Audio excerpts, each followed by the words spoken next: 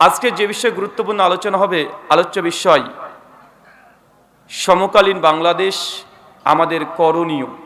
কি বললাম বলেন তো, আরো জোরে বলেন। সমকালীন বাংলাদেশ আমাদের করণীয়, এটা 2024 চলছে। মোটামুটি বাংলাদেশের বর্তমান প্রেক্ষাপট বা সিচুয়েশন আজ থেকে 5 মাস আগে যেমনটা ছিল এখন তেমনটা আছে?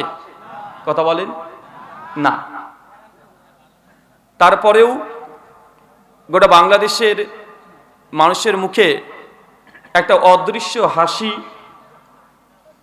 তাদের হৃদয় থেকে অনেক প্রশান্তির ঝড় আমরা দেখতে পাচ্ছি, যেটা আজ থেকে 5 মাস পূর্বেও এমনটা ছিল না। রাস্তা থেকে শুরু করে মসজিদ পর্যন্ত প্রত্যেকটা জায়গাতে কিছু পরিবর্তন, স্বাধীনতা, নিজেদের যে স্বাধীন এই মনোভাব, এই মনোবৃত্তি আপনাদের মধ্যে লক্ষ্য করা যাচ্ছে। তবে একথা আমি বলতে পারি, যদিও আমি বাংলাদেশি নই, তারপরেও আপনাদের মেহমান হলেও আপনি যতটা না বাংলাদেশকে চেনেন তার চাইতে আমি মোটেও কম চিনি না। এখানে আমার মনে হয় না যতজন অডিয়েন্স আজকের আলোচনাতে অংশগ্রহণ করেছেন, আমি বাংলাদেশের যতটা জেলাতে ঘুরেছি আপনি অতগুলো জেলাতে ঘুরে নেননি, ঘুরেছেন।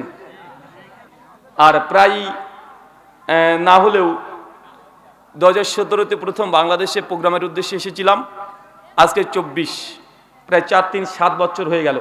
না হলেও প্রায় 500খানা প্রোগ্রাম বাংলাদেশে অ্যাটেন্ড করা হয়ে গেছে।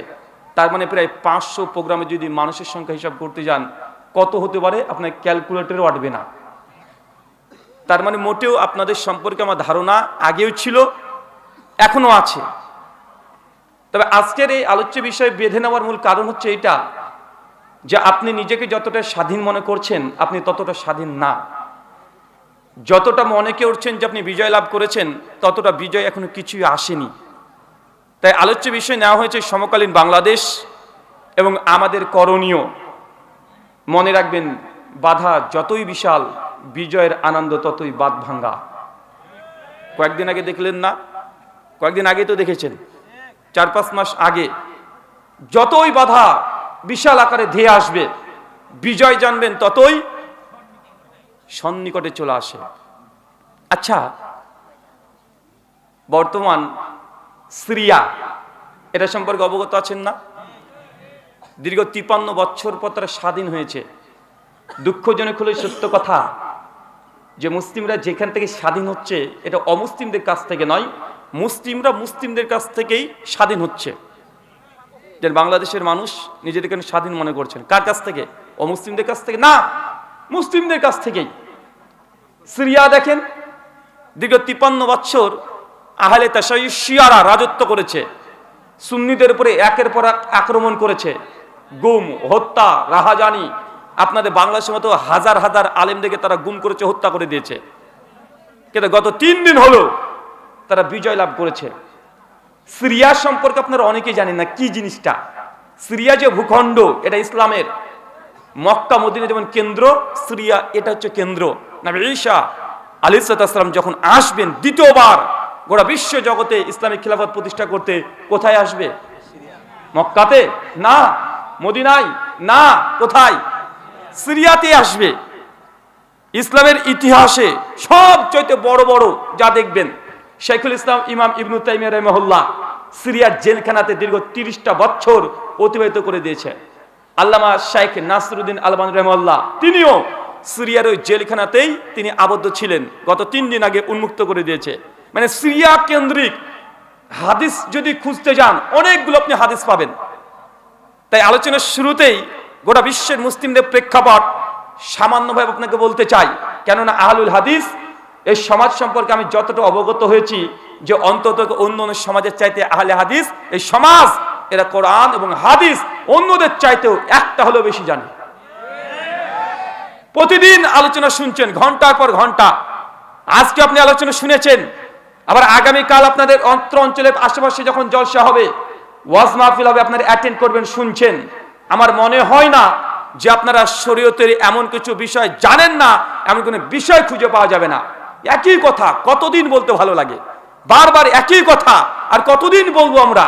তারপরে যদি আপনারা যদি পরিবর্তন না হন, আমাদের কিছুই করার নেই। 34 বছর ধরে শেখ আব্দুর রাজ্জাক বিন ইউসুফ হাফিজাহুল্লাহ একই বক্তব্য দিয়ে চলে যাচ্ছে, 34 বছর একই কথা। তারপরে যদি মানুষ যদি পরিবর্তন না হয়, একই কথা কতবার আর বলা যায়?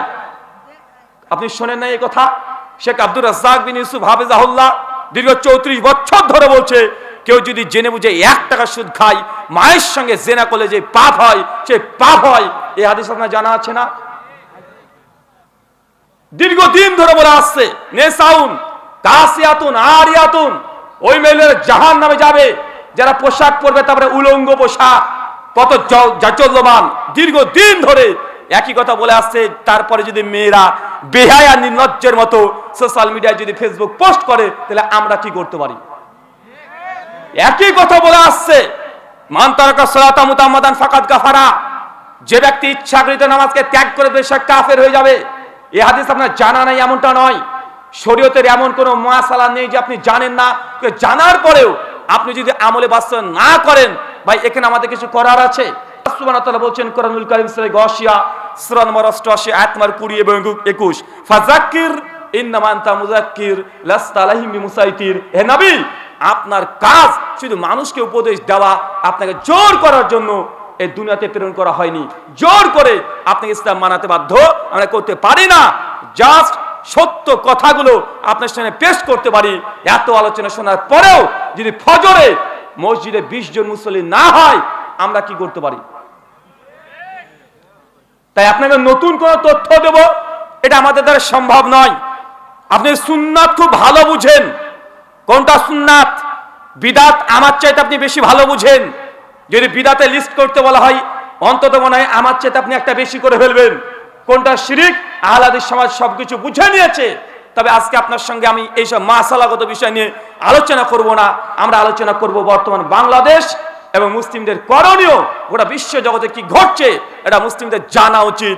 আপনি আমল করছেন না জানা পরে, এটা আল্লাহকে হিসাব দিয়ে দিবেন, কিন্তু প্রেক্ষাপট এটা আপনার জানা উচিত। চলেন আলোচ্য বিষয়, সমকালীন বাংলাদেশ, আমাদের করণীয়।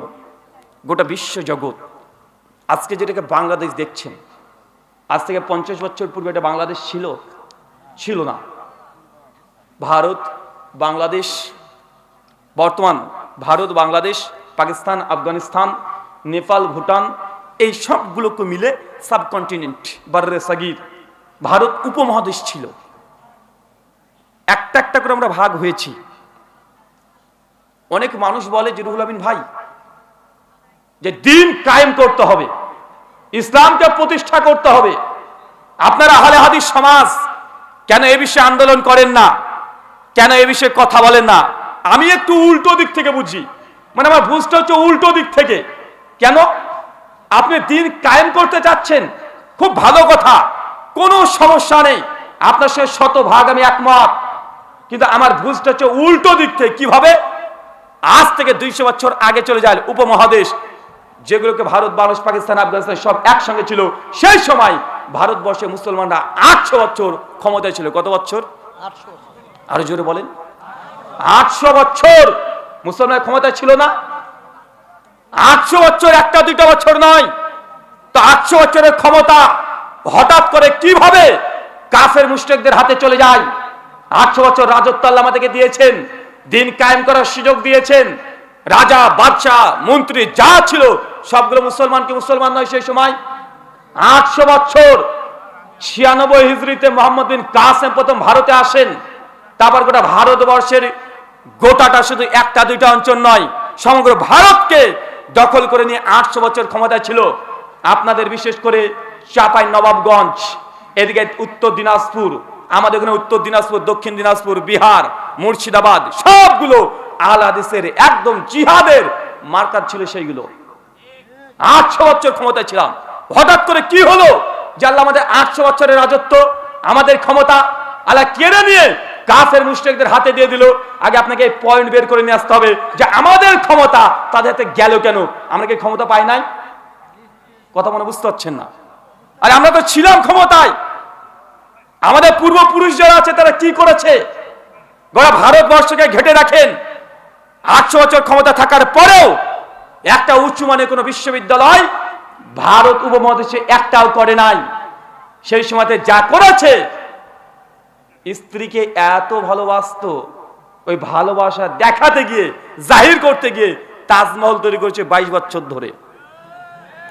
ভালোবাসা দেখাতে গিয়ে সেই সময় তাজমহলের পেছনে যা খরচ হয়েছে, সেই সময় যদি মনে করতে যে মুসলিমদের জন্য প্রত্যেকটা রাজ্যে একটা করে বিশ্ববিদ্যালয় খুলবে, মুসলিম বিশ্ববিদ্যালয় খোলা সম্ভব ছিল, খুলেছে? ইতিহাস যদি পড়া যায়, ইতিহাস পড়তে গেলে তখন লজ্জা লাগে। 800 বছরের ইতিহাস, লজ্জাতে মাথা নিচু করে ফেলতে হয় যে আমাদের মুসলিম, আমাদের পূর্বপুরুষ তারা শেষ পর্যন্ত শুধুমাত্র নিজেরাই নিজেদের ক্ষমতার লড়াই চালিয়ে গিয়েছে। ক্ষমতায় টেকার জন্য বাপ ছেলেকে হত্যা করেছে, ছেলে বাপকে হত্যা করেছে। করেছে কি করে না? কথা বলেন, করেছে। আমি এখানেই অবাক, 800 বছর ক্ষমতায় ছিলাম, কিছু করলাম না, আবার এখন আমরা বলছি যে আবার আমাদের ক্ষমতায় যেতে হবে, দিন কায়েম করতে হবে, আমাদের পয়েন্ট বের করতে হবে কি কারণে আমাদের ক্ষমতা অমুসলিমদের হাতে চলে গেছে। আচ্ছা, স্পেন দেশটার কথা মনে আছে? স্পেন মুসলিমরা কত বছর শাসন করেছে? কত বছর? ওটা প্রায় 800 থেকে 900 বছর মুসলমানদের রাজত্ব। ফিলিস্তিন পুরো ভূখণ্ড, আজকে এখানে আমরা সুন্দরভাবে আলোচনা শুনছি, কোনো টেনশন চিন্তা নাই। কিন্তু আজকে 1 বছর 2 মাস হয়ে গেল, 1 বছর 2 মাস মুসলিমের উপর নির্যাতন চলছে। চলছে কি চলছে না? অথচ ফিলিস্তিনের ভূখণ্ডটা পুরোটাই মুসলিমদের দখলে ছিল। ওমর বিন খাত্তাব রাদিয়াল্লাহু তাআলা আনহু সেই সময় পুরো ফিলিস্তিনকে দখল করে নিয়েছে। আজকে ফিলিস্তিনে মুসলিমদের জায়গা নেই। বাইতুল মুকাদ্দাস ইহুদিরা দখল করেছে। ভারতের বাবরি মসজিদ মুশরিকরা দখল করেছে। করেছে কি করেনি? আচ্ছা, আমরা কি করলাম? গোটা বিশ্বের এই প্রান্ত থেকে ওই প্রান্ত সব জায়গায় দেখেন মুসলিমরা আজকে নির্যাতিত, নিষ্পেষিত, লাঞ্ছিত, বঞ্চিত, পদদলিত। আগে আপনাকে কারণ বের করতে হবে যে একটা সময় ছিল অর্ধ পৃথিবী আমরা মুসলমানরা ক্ষমতায় ছিলাম।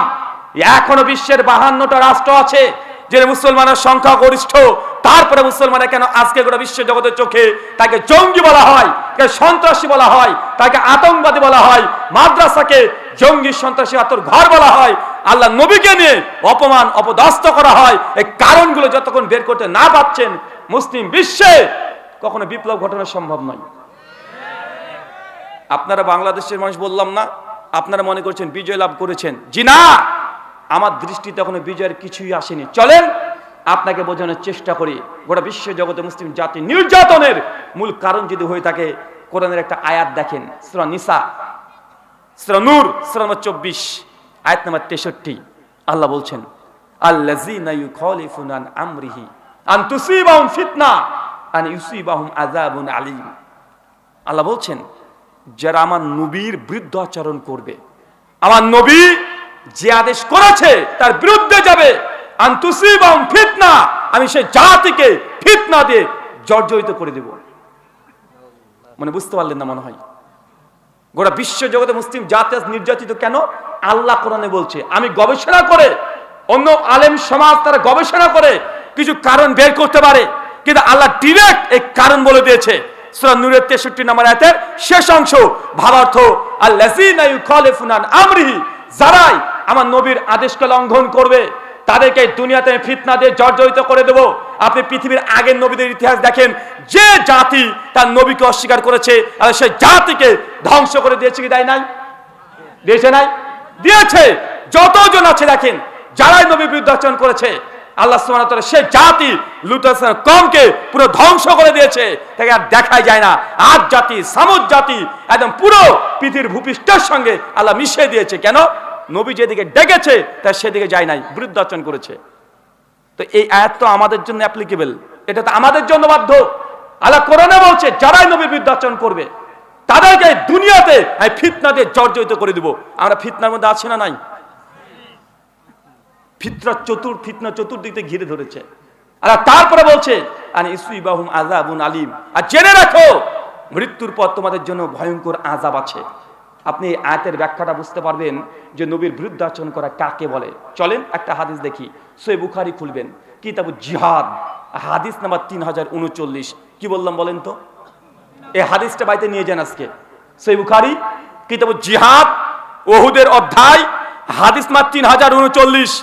আল্লাহ নবী জীবদ্দশাতে যতগুলো যুদ্ধ করেছে, যতগুলো জিহাদে অংশগ্রহণ করেছে, তার চেয়ে সবচেয়ে ভয়ঙ্কর, মর্মান্তিক, দুর্ধর্ষ জিহাদের নাম হচ্ছে উহুদের যুদ্ধ। যে যুদ্ধে মুসলমানরা হেরে গেছে। কি হয়েছে বলেন তো? মুসলমানরা হেরে গেছে।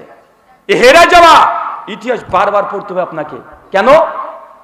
হেরে যাওয়া ইতিহাস যদি না পড়েন, কেন যে হেরেছে তারা, এটা যতক্ষণ ধরতে না পারবেন ততক্ষণ পর্যন্ত আপনি কখনো সফলতার দ্বার প্রান্তে উপস্থিত হতে পারবেন না। চলেন, উহুদের কয়েকদিন আগে আল্লাহ নবী স্বপ্ন দেখছেন। স্বপ্নতে দেখছেন যে নবীর সাহাবীগণ অনেকেই রক্তাক্ত অবস্থায় উহুদের প্রান্তে পড়ে আছে। নবীজি ঘুম ভেঙে গিয়ে অবাক যে আমার সাহাবীরা রক্তাক্ত অবস্থায় পড়ে আছে। আর নবীদের স্বপ্ন ওহি কি ওহি নয়? ওহি না? ওহি। নবী বুঝতে পেরেছেন। সাহাবীদের সঙ্গে পরামর্শ করছে যে আমার সাহাবীরা এমন স্বপ্ন দেখেছি, তোমাদের মন্তব্য কি? সাহাবীরা আল্লাহ নবীকে সমর্থন করবে, ইয়া রাসূলুল্লাহ, জিহাদ যেহেতু ফরজ আল্লাহ করে দিয়েছে, তা আমরা পেছনে সরব না, চলেন যা হয় হবে, আমরা আবার আপনার সঙ্গে আছি। আল্লাহ নবী যখন সাহাবীদের এই জজবা যখন দেখলেন, সঙ্গে সঙ্গে সাহাবীদেরকে নিয়ে পরামর্শের বৈঠক সঙ্গে সঙ্গে শুরু করে দিলেন। তার মানে বোঝা যাচ্ছে কোনো কিছু সিদ্ধান্ত নেওয়ার আগে বড়দের সঙ্গে পরামর্শ করতে হবে। কথা বুঝতে পারলাম না? পরামর্শ করতে হবে। যখন পরামর্শতে বসেছে, আল্লাহ নবী সাহাবীদেরকে তখন রণকৌশল পরিবর্তন করছে। কেন? কারণ নবী আগে দেখে নিয়েছে এই যুদ্ধে মুসলিমরা ক্ষতিগ্রস্ত হবে। নবী সঙ্গে সঙ্গে রণকৌশল চেঞ্জ করলো। উহুদের প্রান্তে কয়েকদিন পর গিয়েই চতুর্দিকে নবী তাকিয়ে দেখছে যে কোন দিক থেকে কিভাবে সৈন্যদেরকে মোতায়েন করা যায়, দাঁড় করানো যায়, যারা মুসলিমদের কোনো ক্ষতি না হয়। আর যারা উহুদের প্রান্তে গিয়েছেন আপনারা দেখবেন যে উহুদের একটা ঢোকার গেট, একটা বের হওয়ার গেট। যদিও এখন মডার্ন সৌদি এগুলোকে আর রাখে নাই, সবগুলো পরিবর্তন করে ফেলেছে। সেই সময় উহুদের প্রান্ত পর্বত একদিকে ঢুকতে পারতো আর একদিক দিয়ে বের হতে পারতো, মাত্র দুটোই গেট ছিল। আল্লাহ নবী ঢুকে দেখছে চতুর্দিকে এরকম ব্যাপার। সঙ্গে সঙ্গে আব্দুল্লাহ বিন জুবাইর আনসারী, বিখ্যাত সাহাবী, কঠিন তীরন্দাজ, তীর নিক্ষেপ, কখনো তার লক্ষ্য ভ্রষ্ট হতো না। ওই সাহাবীকে ডাকলেন, ডেকে আল্লাহ নবী 50 জন আরো সাহাবী দিলেন। চাচা বলেন তো কতজন? 50 জন। আব্দুল্লাহ বিন জুবাইর রাদিয়াল্লাহু তাআলা আনহু একজন সাহাবীর নেতৃত্বে 50 জন সাহাবীকে আল্লাহ নবী মোতায়েন করে দিলেন। মোতায়েন করে সঙ্গে সঙ্গে বলছেন, সহিহ বুখারী 3039 নম্বর হাদিস খুলে দেখবেন, শোনো, তোমরা ওই পর্বতের উপরে থাকবে, কারণ একদিক দিয়ে ঢোকার রাস্তা, একদিক দিয়ে বের হওয়ার রাস্তা। যখন কাফেররা এসে আমাদের উপরে অস্ত্র ধারণ করবে, তোরা উঁচু থেকে ওপর থেকে 50 জন গোল করে ঘিরে থাকবে, চতুর্দিক থেকে তারা তীর নিক্ষেপ করবে। তাহলে আমাদের এই যুদ্ধে জিতে যাওয়ার আশঙ্কা সবচেয়ে বেশি। এবং এটা জেনে রাখো, যতক্ষণ আমি নবী মুহাম্মদ সাল্লাল্লাহু আলাইহি ওয়াসাল্লাম তোমাদেরকে আদেশ না করছি, ততক্ষণ ওই পাহাড় থেকে কেউ নিচে নামবে না। আল্লাহ আদেশ করে দিয়েছেন এবং বলছেন, যদি দেখো মুসলমানরা বিজয় লাভ করেছে, মুসলিমদের পথ